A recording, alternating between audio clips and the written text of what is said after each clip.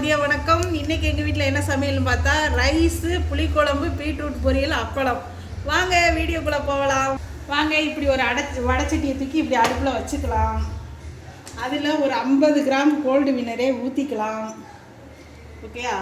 இது கூட வந்து என்ன செய்யணும்னா கடுகு ஒரு ஸ்பூன் போட்டுக்கலாம். ஐயோ, கடுகு பதிலாக மிளகு எடுத்துட்டேங்க. இது கடுகு ஒரு ஸ்பூன் போட்டுக்கலாம். ஓகேயா? அப்புறம் வந்து வெந்தயம்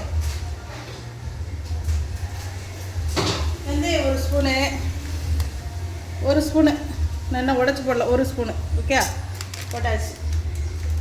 இது கூட வந்து என்ன செய்யணும்னா கருவு வெடிக்கட்டுங்க.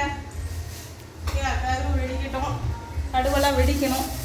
வெடித்ததுக்கப்புறம் ஒரு கைப்பிடி அளவுக்கு கருவேப்பிலை.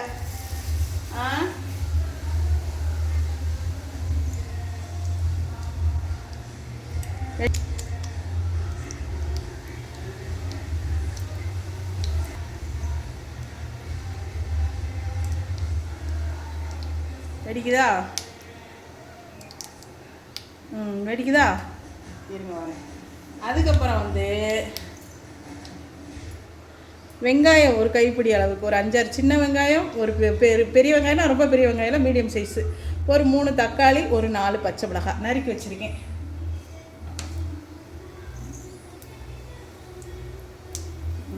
வெடிச்சிருச்சா?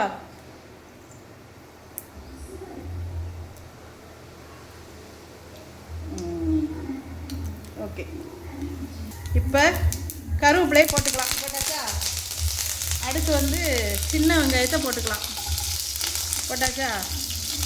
தக்காளி கொஞ்சம் சின்ன வெங்காயம் வதங்கினதுக்கப்புறம் தக்காளியை போடணும்.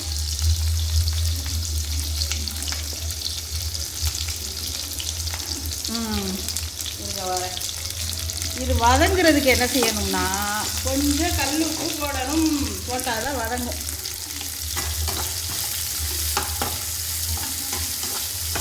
லைட்டாக வதங்கினதுக்கப்புறம் தக்காளியை போடணும். இதில் ஒரு தக்காளி எப்படியே விழுந்துருச்சு. அது என்னை அறியாமல் விழுந்து விட்டது தட்டில். சரி, இப்போ ரெண்டாவது என்ன பண்ணலாம், தக்காளியை போட போகிறோம். தக்காளி, பச்சை மிளகா. ஓகே, போட்டாச்சா?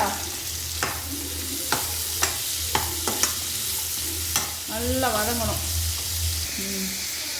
இல்லை வரேன், இந்த மாதிரி தான் வதங்கும்.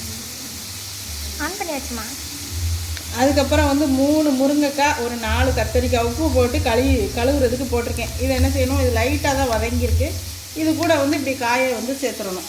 இப்போ எல்லாம் வதங்கினதுக்கப்புறம் தான் மசாலா ஐட்டம் சேர்க்கணும். ஓகேயா? இது இப்படி அள்ளி போட்டு ஒரு கிண்டி நல்லா கொஞ்சம் ரெட்டிஸ் ஆகிற வரைக்கும் வதக்கணும். வதக்கிட்டு இது காயே இவ்வளோ கிடக்கு, சட்டி சின்னதாக இருக்குன்னு நினைக்காதீங்க. வதங்கிருச்சுன்னா குழம்பு கூட்டி வச்சா கம்மியாயிரும். வாங்க, அடுத்து வந்து என்னென்னா ஆச்சியில் புளிக்குழம்பு பொடி. இதான் நான் போடுவேன்.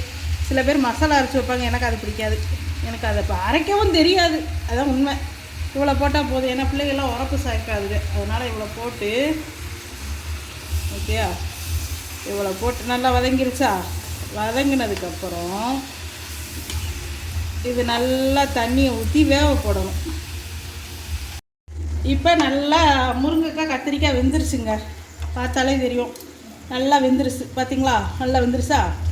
இப்போ அதுக்கப்புறம் வந்து ஒரு கொஞ்சோண்டு ஒரு சின்ன உருண்டை புளி, இவ்வளோண்டு சின்ன உருண்டை புளி, ஒரு அரை தேங்காய் அரைச்சி வச்சுருக்கேன். இப்போ இதை போட்டுக்குவோம்.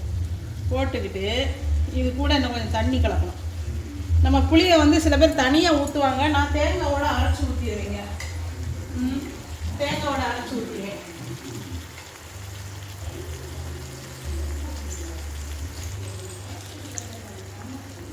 இன்னும் தண்ணி ஊற்றணும். இருங்க வரேன். இது இன்னும் தண்ணி ஊற்றணும். கிண்டி விட்டுக்கிறேன். இருங்க வரேன், தண்ணி பிடிச்சிட்டு வரேன். இவ்வளோ தண்ணி போதும். ஏன்னா எல்லாம் ஊருக்கு போயிருக்காங்க, நாங்கள் மட்டும்தான். போதுங்க. உப்பு, புளி, தேங்காய் எல்லாம் இருக்குது. சூப்பர். இன்னும் லைட்டாக வேணால் உப்பு போட்டுக்குவோம். ஓகே, இந்த வீடியோ வேணும்னா டிஸ்கிரிப்ஷனில் போய் டச் பண்ணுங்க.